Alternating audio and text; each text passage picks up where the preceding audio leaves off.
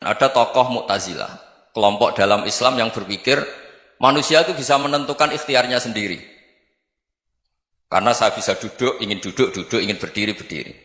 Karena kelompok ini nggak terima kalau semua kehendak Allah, nanti bagaimana kalau semua kehendak Allah kok ada hisab ya, ada sanksi. Lucunya itu, dia akhirnya, ini cerita ya, mencintai seorang perempuan, cantik sekali. Dan itu dia menjadi ahli sunnah itu oleh hal-hal yang sepele. Karena istrinya cantik, ya namanya suami istri hubungan intim. Terus ditanya, Mas, masih ingin lagi? Masih. Silahkan diulang lagi. Wah ya tidak bisa. Katanya manusia bisa menentukan yang diinginkan. Itu tobat itu.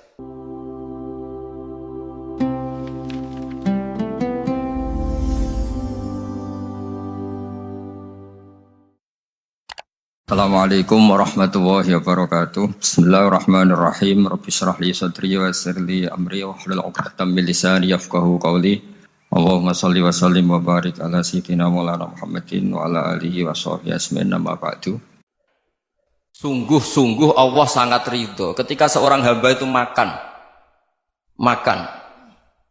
Makan ketika sesuap nasi dia muji Allah, ketika minum seteguk nasi dia muji Allah. Itu kalau orang diridhoni Allah itu wali betul. Itu untuk jadi wali itu gampang. Kamu makan ridho, kamu ninjak buminya Allah ridho seneng, kamu hidup keseharian aman seneng. Nah ini supaya sampean kita semua ngaji betapa panduan Rasulullah untuk menggapai ridho Allah itu banyak yang keseharian sekali. Saking kesehariannya banyak dalam hadis dan itu sahih. Nabi menyebut hal-hal yang keseharian. Hatta ma tas'alu fi imra'atika. Kamu punya uang, kemudian istri kamu bisa makan, itu ibadah. Bahkan sebagian ibadah itu dicontohkan Nabi yang akhirnya diprotes sahabat. Yaitu wa fi buti ahadikum sedekah. Kamu menggauli istri kamu itu ya sedekah. Sampai sahabat bilang yang benar ya Rasulullah. Ayati ahaduna syahwatahu wa huwa lahu ajrun. Masa urusan biologis, urusan syahwat kemudian dia dapat pahala. Nabi menjawab, alaysa law wada'aha fi haramin akana alaihi wisrun. Bagaimana kalau dia meletakkan ke yang tidak benar itu kan dosa. Nah, hal-hal seperti ini yang saya ingin teman-teman semua.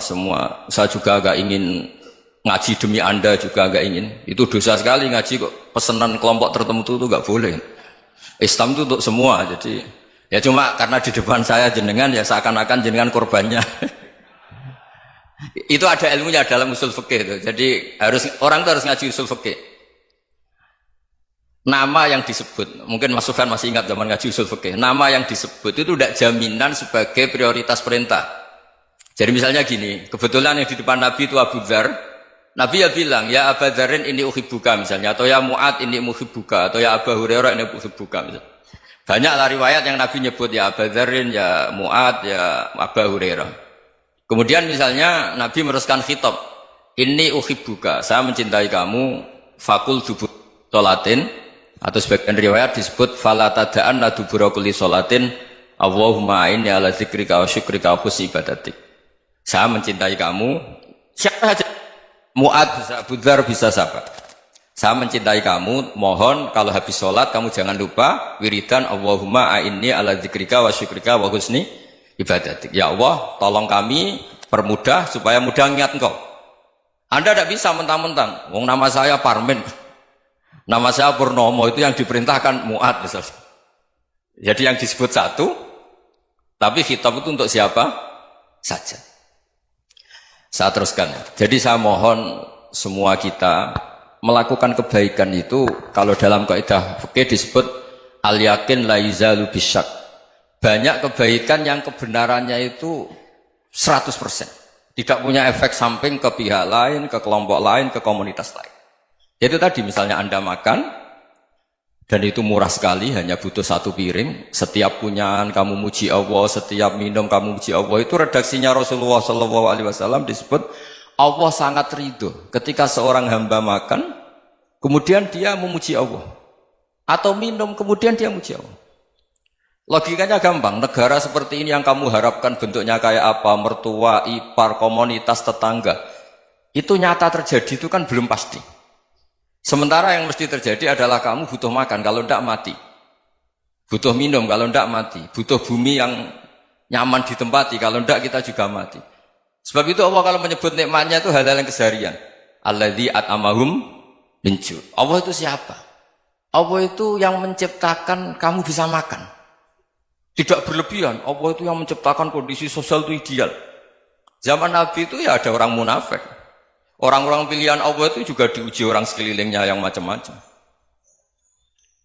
Semua diuji sesuai konteks zaman dan waktu. Nah, tapi ada ibadah-ibadah yang selalu disarankan Nabi. Sampai Nabi itu pernah ditanya, ayul islami khairun ya Rasulullah, Islam terbaik itu gimana? Jawaban Nabi itu unik. It'amu to'am. Islam terbaik itu ya makan-makan, santai-santai. Ketika Allah menyebut beberapa kebaikan, falak tahamal aqobah, wa ma adrokan apa? Mal aqobah. Terusannya apa? Fakku rokobah. Terusannya apa? Au it'amun fi yaumin di masubah. Ya itu acara makan-makan itu juga Islam. Kenapa? Ya bayangkan kalau tidak ada makanan, kita mati kan? Kondisi sosial tidak ideal itu Anda masih gak apa-apa. Tapi kalau Anda tidak makan, Anda tidak minum, kamu punya istri cerewet masih bisa hidup, punya mertua cerewet masih bisa hidup. Tapi kalau tidak makan bisa mati. Berarti penting mana istri sama makan? Penting mana? Makan. Semoga istri Anda dengar, nanti kamu disuruh makan tapi pulang deh. Itu kalau dibahasakan makan masih memahami. Penting mana nasi satu piring dengan istri. Nggak ada nasi mati, nggak ada istri belum mati. Penting mana? Gak berani jawab kan? Nah, ternyata Anda ada garang kan di depan istri. Jadi saya mohonlah, mungkin Mas Sufyan Sauri tadi yang bisa bantulah. Teman-teman tuh ngaji yang keseharian saja. Karena kita nyari ridha Allah itu berdasar firman Allah. Dan firman Allah itu menyebut keseharian itu riang, gampang. Itu tadi misalnya, wa min ayatihi manamukum bil-laili wan-nahar. Termasuk ayat-ayat Allah itu kamu tidur. Maka dulu itu ada guyonan, ada tokoh Mu'tazilah, kelompok dalam Islam yang berpikir manusia itu bisa menentukan ikhtiarnya sendiri. Karena saya bisa duduk, ingin duduk, ingin berdiri, berdiri. Karena kelompok ini nggak terima kalau semua kehendak Allah, nanti bagaimana kalau semua kehendak Allah kok ada hisab ya, ada sanksi. Lucunya itu dia akhirnya, ini cerita ya, mencintai seorang perempuan, cantik sekali. Dan itu dia menjadi ahli sunnah itu oleh hal-hal yang sepele. Karena istrinya cantik, ya namanya suami istri itu hubungan intim. Terus ditanya, Mas, masih ingin lagi? Masih. Silahkan diulang lagi. Wah ya tidak bisa. Katanya manusia bisa menentukan yang diinginkan. Itu tobat itu. Itu nggak bisa ditobatkan Mas Sufyan Ats-Tsauri. Orang cantik yang mudah nobatkan orang itu orang cantik. Segampang itu. Akhirnya kita tahu, makanya kalau dalam kitab Hikam itu disebut al-aqil mayyakul madza yaf'alu wa hubi wal ghafil mayyakul madza af'al. Orang yang punya akal karena sadar ini wilayah Allah, semua milik Tuhan. Itu dia tiap hari berpikir, besok Allah akan melakukan apa terhadap dunia ini. Kamu merencanakan sesuatu mau plesir, ternyata gempa. Mau wisata ke Rusia, ternyata perang. Kamu tidak pernah tahu apa yang akan terjadi besok. Wa ma tadri nafsum madza taksibu ghadan. Tapi anda semua kita ini sering punya jadwal permanen. Makanya saya kalau diundang siapa saja, sana takdir. Yang jelas Gus ini acara penting. Ya masih acara penting nak pangeran ngersakno piye? Kok ape dadi pangeran? Kamu kok mau jadi Tuhan? Itu kadang ya kiai. Penting Gus acara ini jenengan harus memastikan bisa. Loh kamu itu yang ngajarin tauhid, sesuatu itu biadillah kok bilang-bilang apa pasti. Kalau maksa terus tak tobatkan loh kamu kata saya. Ya kalau gitu Gus bilang insya Allah. Wah itu hati saya, fisik saya, roh saya sudah bilang insya Allah. Tidak usah kamu latih kata saya.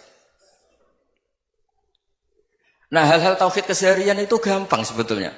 Wal ghafil yaqulu madza af'al. Tapi orang yang lupa Allah dia setiap hari bilang besok apa? Kita bisa melakukan apa? Seakan-akan dia itu aktor, dia penting, dia subjek permanen, dia.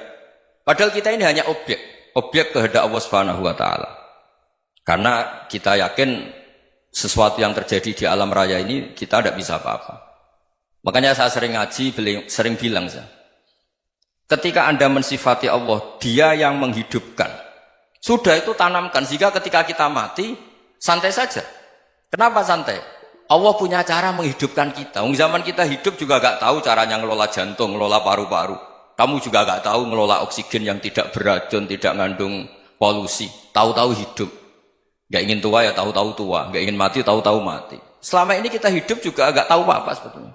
Hanya gaya tok, punya jadwal, punya planning.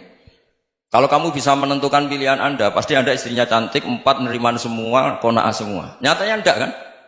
Ada 1 jelek, cerewet. Oh itu kan. Nyatanya enggak bisa apa-apa Anda kan? Dan kamu bawa mati lagi. Itu kan. Istri Anda juga gitu, punya keinginan, punya suami yang ganteng, yang jabat, yang neriman, yang enggak poligami. Ya enggak kesampaian juga. Kalau kita ngitung tingkat kegagalan kita itu gagal terus. Ya kan? Nah, terus ingat Allah. Madza yaf'alu Allahu bi. Orang yang punya akal selalu berpikir Allah itu menghendaki apa terhadap saya. Lalu sama-sama orang ngelihat orang yang serius. Itu kata Anda itu pemikir berat, serius. Senang punya tokoh yang merengut karena kamu anggap serius. Tapi sebagian orang anggap orang yang serius itu wong merengut, wong masam, wong muka kok ditekuk. Jadi sama itu hati ya muqallibal qulub tsabbit qalbi ala dini, karena kita enggak tahu cara berpikir kita tentang orang lain, tentang sekeliling kita. Misalnya kita orang baik yang jenis ngrumat fakir miskin. Ada orang bangun masjid mewah itu janggal. Apa artinya masjid mewah kalau banyak orang kelaparan? Tapi kalau yang jenis pendidikan apa artinya masjid mewah kalau tidak bisa ngaji? Nanti yang jenis infrastruktur apa artinya ini kalau semuanya punya sudut pandang yang berbeda-beda. Dan Islam mengapresiasi semua kebaikan. Tapi katakan semua kebaikan itu adalah kehendak Allah Subhanahu wa taala. Karena apapun baik Anda itu pakai fasilitas yang diberikan oleh Allah Subhanahu wa taala. Sehingga ini yang disebut kulillah tsumadarhum fi khawdihim yal'abun. Ya kembali tadi ke tema-tema bahwa keseharian Anda ini sudah Islami. Saat Anda tidak bisa melakukan apa saja. Saya sering ada jenazah, biasanya kalau tetangga meninggal saya sering disuruh ngelepas. Saya bilang orang ini baik karena sering ngelamun di rumah, sering nganggur di rumah. Ditanya sama anaknya, kenapa Gus nganggur baik? Ya kalau dia nganggur artinya juga agak berbuat sesuatu yang maksiat kan? Ya kan? Orang nganggur di rumahnya ya tidak bunuh orang, tidak maling, tidak korupsi, ya namanya nganggur di rumah. Lah cuma istri cara pandang nganggur gak menghasilkan uang gitu. Tapi juga gak menghasilkan kriminal kan? Jadi sebenarnya Islam itu makanya kalau sampai ngaji usul fikih itu ada kitab usul fikih namanya Lubul Usul, itu terkenal sekali di pesantren itu. Itu kalau ngapresiasi keseharian itu luar biasa. Izma min mubahin illa wa yatahaqqaqu bihi tarku haramimma. Karena keseharian yang mubah saat Anda lakukan itu ada kehebatan yang luar biasa, yaitu meninggalkan haram. Makanya dulu banyak orang-orang alim ketemu temannya itu guyon sampai semalaman. Itu biasanya yang semangat Islam itu kiai kok tidak tahajud, kiai kok tidak witir. Orang yang sedang mapan uangnya banyak, malam itu tidak kelayaban itu sudah luar biasa. Melawan nafsu supaya tidak maksiat itu sudah luar biasa. Supaya lupa guyon sama temannya semalaman sampai subuh. Gejolak-gejolokan mengenang zaman miskin, zaman kuliah nggak jelas, zaman apa. Melihatnya jangan takut tahajud. Seperti ini meninggalkan tahajud, tapi meninggalnya ini talkul muharramat. Jadi kayak apa hebatnya? Sehingga Imam Ghazali punya riwayat yang agak unik. Hatta takuna ibadatu akhiri hadil ummah iku an-naum. Sehingga suatu saat ibadah terbaik umat ini itu tidur. Itu kan riwayat kontroversi. Ketika Imam Ghazali tanya, kenapa iya? Kenapa kamu mulai keluar dari rumah itu sudah banyak maksiat? Melihat perempuan yang enggak mahram, melihat fenomena. Tapi kalau kamu tidur itu enggak melihat apa-apa. Tapi juga kamu jangan menganggap tidur itu ibadah betul. Saatnya melakukan fardu ain malah masih tidur. Tapi itu sudut pandang yang menjadikan kita Islam itu gampang. Jadi saat Anda tidak bisa aktivitas apa-apa, misalnya ada beberapa orang yang lumpuh. Lumpuh itu memang nggak bisa Jumatan, nggak bisa ibadah, tapi dia juga nggak bisa maksiat. Tidur itu memang Anda saat itu tidak bisa tahajud, tidak bisa witir, tapi saat itu ada zina, ada maling, tidak gosipkan orang, tidak bully orang, tidak menanamkan kebencian, tidak hasud. Sehingga tidur menurut Allah Ta'ala wa min ayatihi manamukum billaili apa? Wan-nahar. Karena di tidur itu selain ada unsur istirahat, jaga stamina, juga ada unsur meninggalkan beberapa keburukan. Nah saya mohon ibadah yang keseharian ini kita jaga. Supaya kita semua baca ayat itu fasih. Fasih itu tertanam di hati. Allah itu siapa? alladzi at'amahum min ju'i wa amanahum min khauf. Dan Allah kalau cerita di Quran itu anna sababnal ma'a sabba tsumma syaqqaqnal ardha wa syaqqa fa ambatna fiha habba wa inaba wa qadba wa zaituna wa nakhla wa hada'iqa hulba. Kamu tahu saya ini siapa, kata Allah.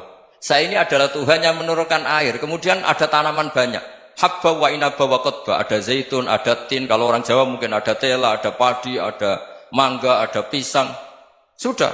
Wa inaba wa zaituna wa nakhla wa hada'iqa hulba. Ada perkebunan yang lebat. Tujuannya apa? Mata Allahkum, silahkan kamu pakai, kamu nikmati. Tapi karena kadang kita ini punya ide-ide besar. Tadi untuk syukur saja nunggu punya istri riman, rumah baik, tetangga baik, komunitas baik, semuanya baik baru syukur. Lama-lama nanti ada di surga, syukurnya nunggu surga paling kelas A. Itu sudah ada yang menghuni Rasulullah, kamu nggak boleh di situ. Masa untuk syukur saja? Repotnya Masya Allah. Jadi mohon Quran yang kalau Anda hafalkan juz sama itu kan ada ayat-ayat yang kayak tadi. Ya, fal yanzuril insanu ila ta'ami. Coba lihat apa yang kamu makan ya? Dari mana? Dan untuk mempertahankan hidup kamu keseharian. Jadi jangan kira ibadah itu harus membentuk komunitas yang versi Anda. Ibadah itu harus yang hal yang mulu-mulu. Kesehariannya Anda alami.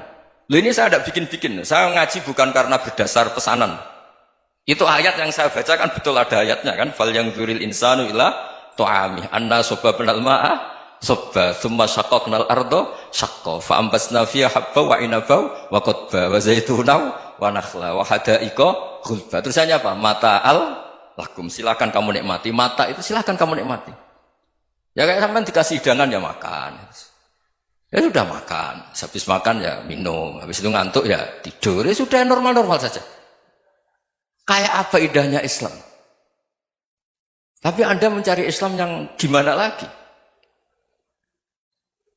Nah itu yang diajarkan guru-guru kita, diajarkan sanad kita sampai Wali Songo, sampai Rasulullah SAW.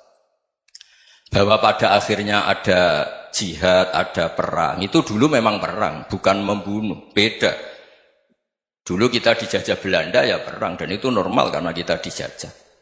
Jadi ketika orang lain ingin baik sama kita, wa in ahadum minal musyrikin astajaruka ya fajirhu hatta yasma'a kalam Allah. Kalau mereka ingin baik ya kita baik. Makanya ada istilah musta'man, mu'ahad. Kalau mereka ingin damai, berdampingan dengan kemajmukan ya itu yang lebih baik. Karena memang Islam menghormati proses perdamaian. Wa in janahu lis-salmi ya fajnah lah. Kalau ingin damai ya kita harus